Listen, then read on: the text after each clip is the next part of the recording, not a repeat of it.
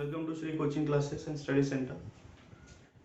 तर आज आपण पाहणार आहोत प्रॉब्लेम सेट 1 चॅप्टरच्या शेवटच्या टप्प्यामध्ये आपण आलो. तर ज्यावेळेस आपण प्रॉब्लेम सेटला स्टार्ट करतो आपल्याला माहिती आहे की पहिलाच क्वेश्चन असतो MCQs.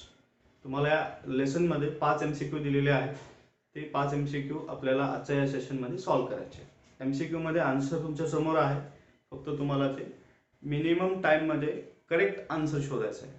ओके, तर आता तुम्हाला इथे शिकायचं आहे काय, मी फक्त तुम्हाला इथे आन्सर नाही सांगणार आहे की पहिल्याचा आन्सर A आहे किंवा B आहे C आहे.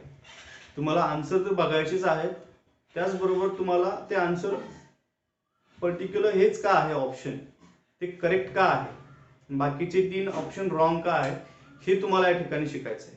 किंवा त्यामागे काय ट्रिक्स असतील, व्हॉटएव्हर जे काय आहे ते आपल्याला इथे शिकायचं आहे. म्हणजे मेथड शिकायचे, how to find correct answer in limited time. आता तुमच्याकडे टाइम किती आहे हे क्वेश्चन सॉल्व्ह करण्यासाठी. जर आपण टाइम मॅनेजमेंट कॅल्क्युलेशन व्यवस्थित केलं तर minimum 1 minute to 2 minute, minimum तर तुम्ही 10 सेकंदामध्ये पण करू शकता. मॅक्सिममचा विचार करूया आपण, 2 मिनिट्स टाइम तुमच्याकडे आहे, म्हणजे 120 सेकंद आहे. तेवढ्यामध्ये तुम्हाला याचा आन्सर शोधायचा आहे आणि प्रॉपर लिहायचं आहे. ओके, सी ते फुल क्वेश्चनच बोर्डवरती लिहिला मी. I read question number 1. Problem set 1 lesson similarity. In that question number 1, choose the correct alternative. In that question number 1, here in triangle ABC and triangle PQR in 1-to-1 correspondence given.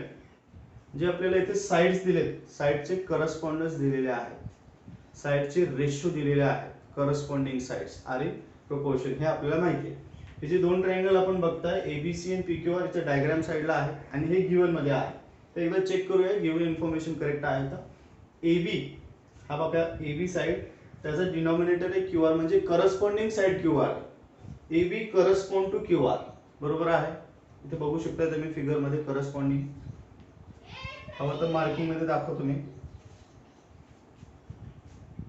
त्यानंतर आहे BC, another side BC, BC चे corresponding आहे PR. तिसरा आहे CA, side CA हा वाला, त्याचा corresponding PQ आहे. म्हणजे हे पण एकदम करेक्ट मॅच होत आहे, प्रोपोर्शन मध्ये आहे. ओके, हे मार्किंग फक्त मी तुम्हाला करस्पॉन्डिंग दिसावं यासाठी दाखवलं. याचा असं मिनिंग नाहीये की हे दोन्ही इक्वल आहे, फक्त तुम्हाला याचा करस्पॉन्डिंग इकडे आहे हे अंडरस्टँडिंग होण्यासाठी फक्त मार्किंग केलेले आहेत. मार्किंगचा फक्त तेवढाच अर्थ आहे. आता आपल्याला हे 4 ऑप्शन दिलेत ABCD, यापैकी एक प्रॉपर करस्पॉन्डन्स आहे, ते कोणतं आहे आणि बाकीची 3 रॉंग आहे ते आपल्याला सांगायचं आहे. ओके, आता आपल्याला हे चेक करायचं तर नीट जर तुम्ही ऑब्झर्वेशन केलं, चारही option PQR PQR triangle PQR and PQR असं दिलेलं आहे. म्हणजे PQR ला फिक्स ठेवला, तर ट्रायंगल ABC चं नेम चेंज केलेलं आहे, रोटेट केला आहे ABC. ठीक आहे, तर आपण डायग्राम मधून एकच मिनिटाचं काम आहे, 10 सेकंदाचंच काम म्हणलं तरी चालेल. फक्त आपल्याला पॅटर्न मॅच करायचं. जसं ट्रायंगल PQR आपल्याला फिक्स दिलाय, आपण इथे बघूया P vertex P then Q and R, म्हणजे आपल्याला असं जायचं इथून वर P Q R, हा पॅटर्न इथे झाला पाहिजे. म्हणजे आपल्याला स्टार्ट इथून करायचं C पासून, because P correspond to C, P चं करस्पॉन्डिंग C मध्ये आहे, तर C पासून स्टार्ट करा, CAB. आता हे ऑप्शन मध्ये शोधायचं आपल्याला, ट्रायंगल CAB दिलाय का, triangle PQR similar to CAB, that is proper correspondence. हा बघू शकतो तुम्ही, ऑप्शन बी आहे इथं, triangle PQR similar to triangle CAB, म्हणजे करस्पॉन्डन्स प्रॉपर आहे जसं क्वेश्चन मध्ये सांगितलंय. ओके, म्हणजे तुम्हाला तुमचा आन्सर मिळाला, ऑप्शन बी आहे, म्हणजे बाकीचे 3 रॉंग आहेत, हे करेक्ट आन्सर आहे. कसं आपण शोधलं, पॅटर्न फक्त आपल्याला लक्षात ठेवायचा आहे. 1 याच्यामध्ये आपण सेकंड एक्झाम्पल आता पाहणार आहोत. MCQs, टेक्स्टबुक पेज नंबर आहे 26. C question number 2. इथे क्वेश्चन लिहिलेला नाही मी, तुम्हाला स्क्रीनवर दिसत असेल question.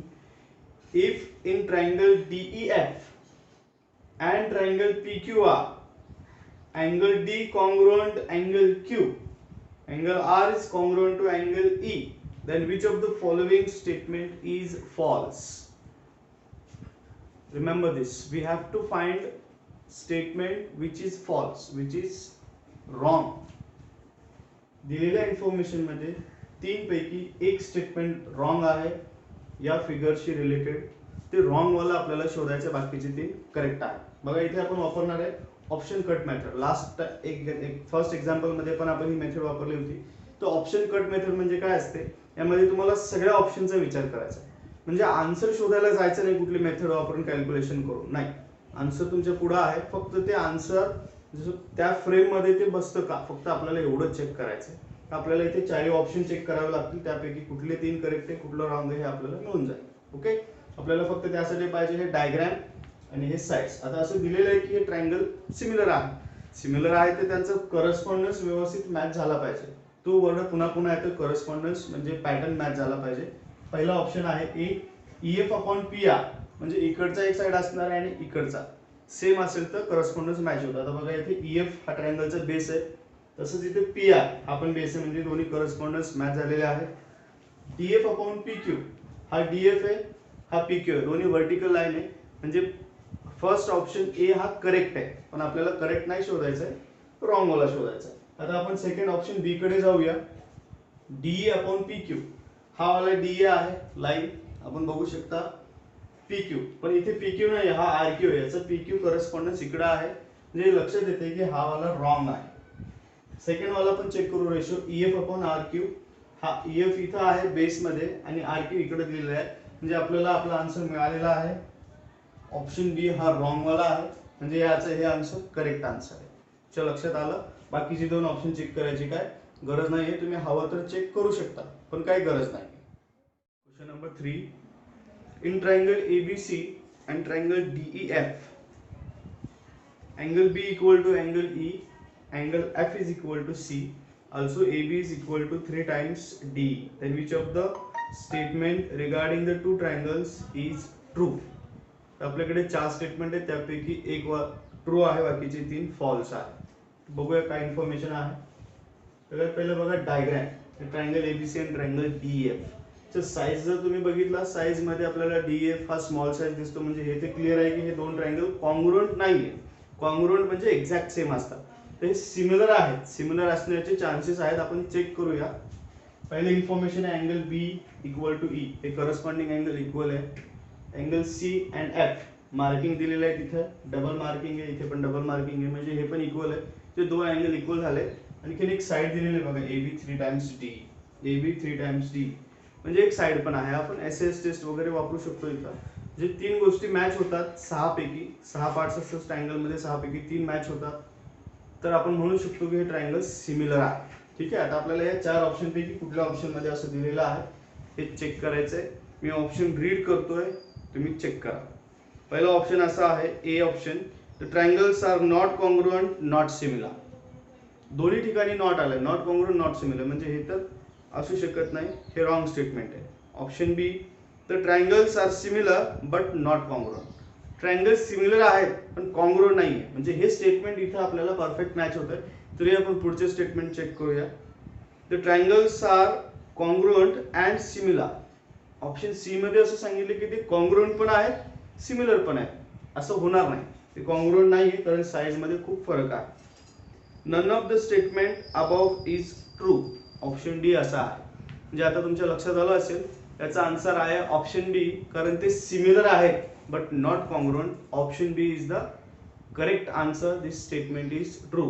Right on option B. Number 4.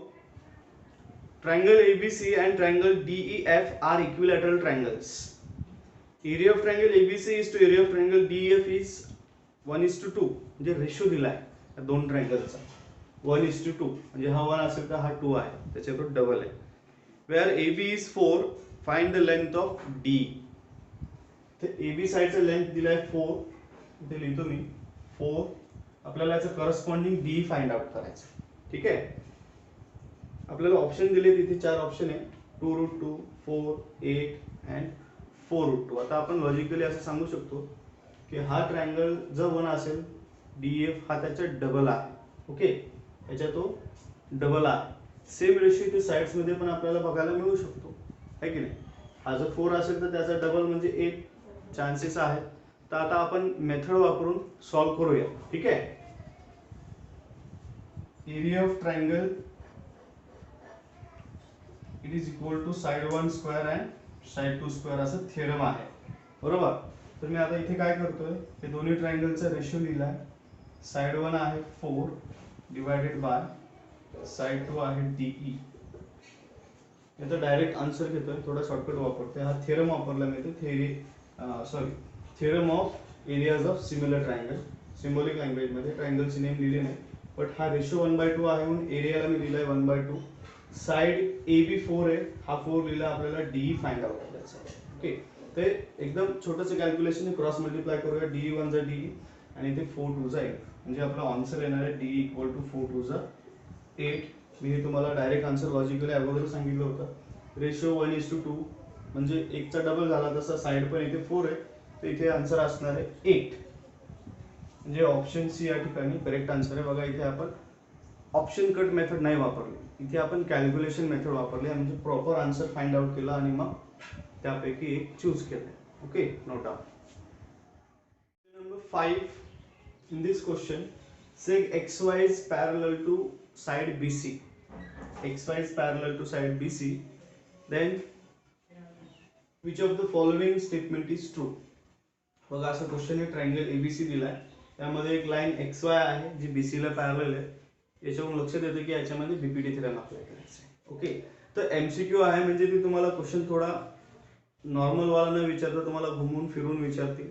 तो विचार करून लॉजिकली आन्सर द्यावं लागेल. अजून काय त्याच्यामध्ये प्रॉपर्टीज ऍड होतात, त्यानंतर मग आपण आन्सर पर्यंत पोहोचतोय. तर मी याच्यामध्ये अप्लाय केला BPT. हा रेशो इथे फाइंड आउट केलाय by applying BPT. AX/XB and AY/YC. हे आपल्याला सगळ्यांना माहिती की BPT अप्लाय केल्यानंतर हे दोन रेशो आपल्याला मिळतात, पण ऑप्शन मध्ये हे दोन्ही रेशो नाही, म्हणजे आपल्याला आन्सर पर्यंत जायचंय. याला अजून पुढे सॉल्व्ह करावं लागेल काय प्रॉपर्टी यूज करून. रेशिओ अँड प्रोपोर्शनच्या प्रॉपर्टी वापरायच्या स्टँडर्ड 9च्या. आठवतं तुम्हाला इन्व्हर्टेंडो, कंपोनेंडो नावाच्या असे 5 प्रॉपर्टी होत्या, अल्टरनेंडो अँड ऑल दॅट. त्यापैकी प्रॉपर इथे यूज करायचे. आता ऑप्शन ए मध्ये जर पाहिलं तुम्ही, AB आणि AC म्हणजे फुल लाईन दिलेलं आहे, म्हणजे AX + XB चे ऍडिशन आहे, AY/YC चे ऍडिशन आहे. बाकी सगळे जर ऑप्शन तुम्ही नीट चेक केले तर यापैकी 2-3 ऑप्शन या BPT मध्ये बसणारच नाही, कम्प्लिटली रॉंग आहे. तर आता ऑप्शन ए मला याच्या जवळचा वाटतोय. आता ऑप्शन एच का, तर तुम्हाला ते आन्सर आल्यानंतर लक्षात येईल. आता मी याला सॉल्व्ह करतो. सगळ्यात पहिले याचा इन्व्हर्टेंडो घ्यायचा, कारण याच्यामध्ये मला कुठे XB नाही दिसत आहे, आणि तुम्ही बघू शकता YC पण याच्यामध्ये ऍडिशन मध्ये निघून गेलाय. ठीक आहे, त्याला पहिले इन्व्हर्टेंडो करूया. XB/AX YC/AY. इन्व्हर्टेंडो केला. इन्व्हर्टेंडो म्हणजे त्याला उलट लिहायचं दोन्ही साईडला, न्यूमरेटर आणि डिनोमिनेटर हे इंटरचेंज झाले. आता याचा कॉम्पोनेंडो म्हणजे काय, न्यूमरेटर मध्ये डिनोमिनेटर ऍड करायचं. बघा इथे डायग्राम मध्ये दाखवतो, XB आणि AX या दोघांचे ऍडिशन. वरती AX आणि XB चे ऍडिशन काय असणार आहे, हा फुल AB स्टेटमेंट तयार होतो. फुल AB लाईन या ठिकाणी तयार होते, म्हणजे वरती न्यूमरेटर येणार आहे AB, denominator as it is राहतो AX, याच्यात चेंज होत नाही.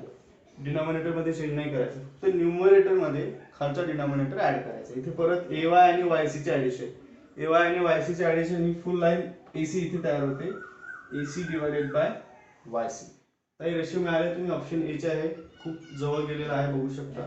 फक्त याचे चेंज आहे AX आणि AX, यांचे प्लेस आपल्याला परत चेंज करायचे, म्हणजे यांना आपल्याला असं इंटरचेंज करायचं क्रॉस मध्ये. याला आम्ही म्हणतो मॅथ्स मध्ये अल्टरनेंडो. बघा मी पुन्हा सांगतो, इथे पहिला इन्व्हर्टेंडो वापरला, त्यानंतर कॉम्पोनेंडो, आणि थर्ड प्रॉपर्टी अल्टरनेंडो. अल्टरनेंडो म्हणजे न्यूमरेटर आणि डिनोमिनेटर दोन रेशोचे चेंज करता येतात. हे चेंज झालेत आणि आपल्याला हे ऑप्शन ए या ठिकाणी आन्सर मिळतंय. बाकी कुठलेही ऑप्शन या BPTच्या जवळ जात नाही, त्यामुळे बाकीचे 3 रॉंग आहेत. ऑप्शन ए हे करेक्ट आहे. पुन्हा एकदा सांगतो, पहिला invertendo, then componendo and alternendo. We got answer option A.